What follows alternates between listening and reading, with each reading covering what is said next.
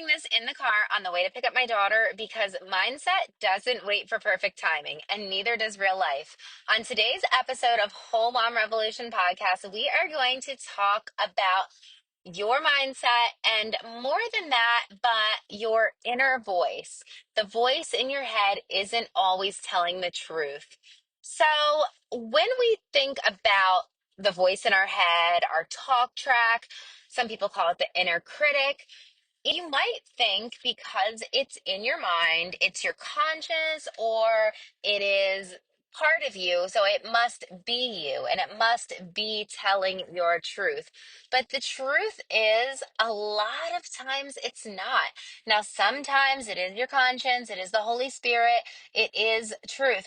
But more often than not, if it's something negative, if it's something that's trying to hold you back, if it's something that sounds like fear and or anxiety, that is not your truth. That is not your real voice. That is not the Lord. That is the enemy, my friend. That voice of self doubt is not you.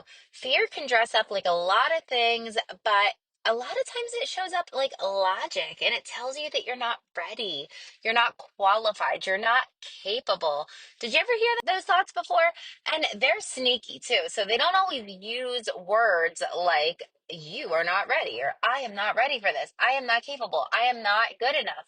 Because those are way too obvious. We've heard those. We heard if we saw the movie Inside Out 2, we all heard in Riley's head anxiety saying, I'm not good enough.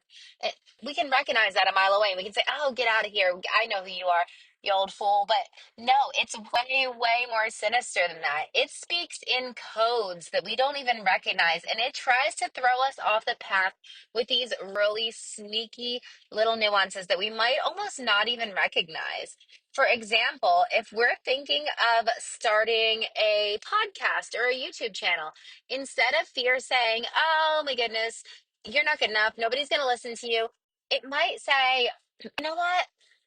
Let's wait until tomorrow. Let's wait until Monday because Monday it's the beginning of the week. It's a better day to start. You're actually you're in the car right now, and it would be better if you were in that quiet closet. That well, you do yeah, that quiet closet at your house, right?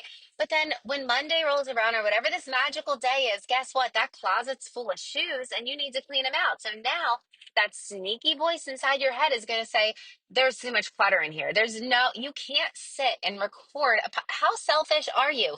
You can't record a podcast or a YouTube episode in this dirty, dirty house. Clean this house. And it's going to procrastinate until forever if you let it, okay? It's going to show up in sneaky ways. So I want you to recognize that when these voices try to delay you, try to stop you, try to stall you, throw roadblocks and obstacles in front of you, I want you to recognize them.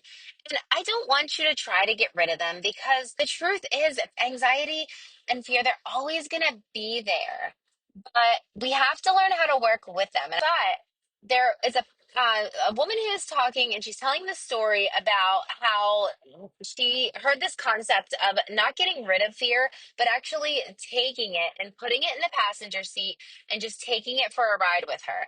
And accepting that it's going to be there, it's going to be along for the ride, but talking to it and making it realize that you're the one in charge, not the voices in your head.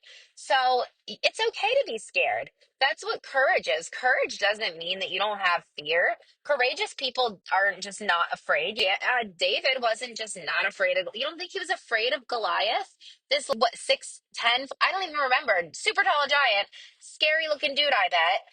All the other power and fear. This was the biggest, baddest dude ever. And you don't think little David was afraid? He was a shepherd. He wasn't like a warrior or anything, but he moved in spite of that fear. He had God on his side, which is a huge reason to give you courage if you have the Lord on your side.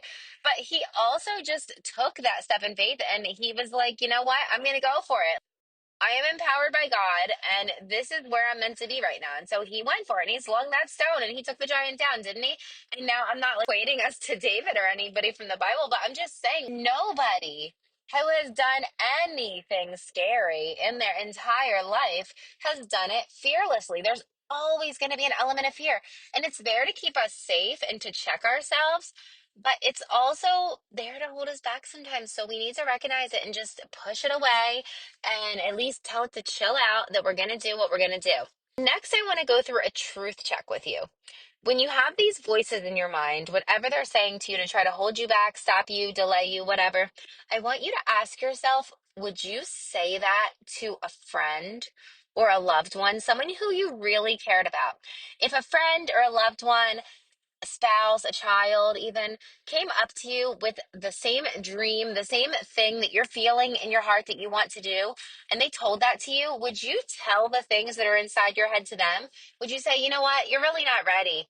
You know, you should wait. You should wait. You're not qualified for this. You're not cut out for that. I don't, people might not like you. People might talk about you. People might judge you. Oh my goodness. No, don't do that. That's a terrible idea. No, right? So why are you believing it when your brain says it to you?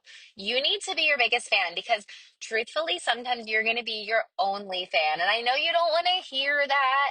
I know you don't want to hear that. I don't want to hear that either. I want to believe that especially those around me who love me are going to support me and lift me up and pull me along when I don't feel like getting out of bed and drag me across that finish line when I have nothing left. But the truth of the matter is, no one's coming to save you in this. This is your dream, your calling. The Lord gave it to you for a reason. He gave it to you because it's yours. He would have gave it to someone else if he wanted them to see it. He gave it to you for a reason. So you have to make yourself do this. You have to push through the voices and say, no, no, no, no. The voice of the Lord told me that this is my calling. This ministry that I'm going to start, this passion project, this business, whatever this is, I heard the Lord very clearly and I prayed. If you're anything like me, I prayed for him to take this from me many, many, many, many times if it was not the right path. And he didn't. He just gave it even stronger to me. He gave me even more reasons to continue. He gave me people and circumstances and things and opportunities and life in my path that were little tiny, like, like you're in a foggy boat out in the middle of the ocean and you just see the tiniest little speckle of a lighthouse. He just gives you these little flickers that tell you, keep going. I am here. It's this way. I know it's hard. I know it's scary, but this is so important. You have to keep fanning that flame and keeping it. Don't let it burn out.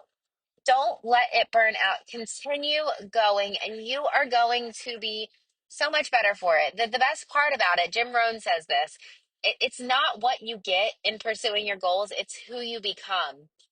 And for the longest time, I was like, oh, yeah, but it, it's truly, it is exactly that because, and it's not even who you become once you cross the finish line because there is no finish line, let's be honest.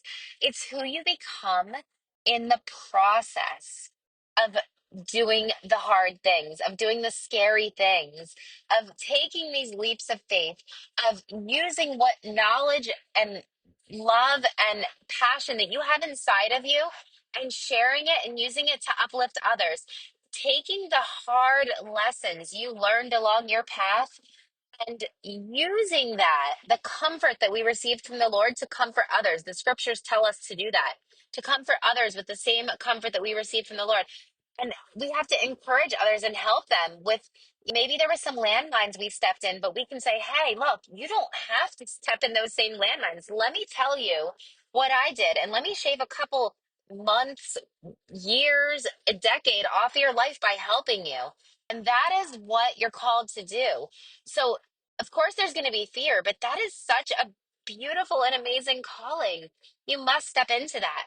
So the next time you hear that negative voice, stop and ask, is this true?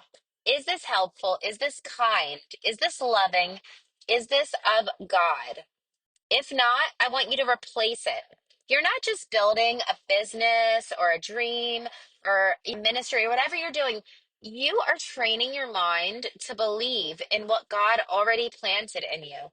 That seed is already planted, and God wants you to nurture it and to see it through. So, your mindset, your belief in yourself, it's like a muscle.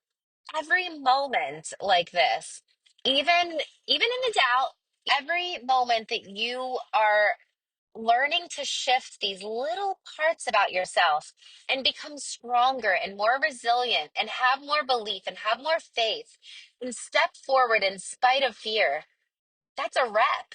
You're building those muscles up and you're getting stronger and stronger. And even if you don't feel it, even if you're so exhausted and you feel like it's gotten worse, what happens after you exercise? I don't know. Do you exercise? I used to. I need to get back into it. That's one of my goals this year. But when after you exercise, you get sore and you get floppy and you're like, I don't know. Should I continue? I thought I was supposed to feel better, but I feel worse. That's okay. That's normal. It's gonna feel like that at first, but you are getting stronger. I promise you. So listen, I want you to either find me on social and DM me or come over to my Facebook free moms group, Whole Mom Revolution. It's down in the show notes. And I want you to message me and tell me the last time you caught yourself believing in a lie and what truth you're choosing to replace that with. Because that is so powerful. And I guarantee you, if you start making these little shifts, you are going to see massive momentum. I am so excited for you. I cannot wait to hear from you. And I will see you in the next episode of Whole Mom Revolution.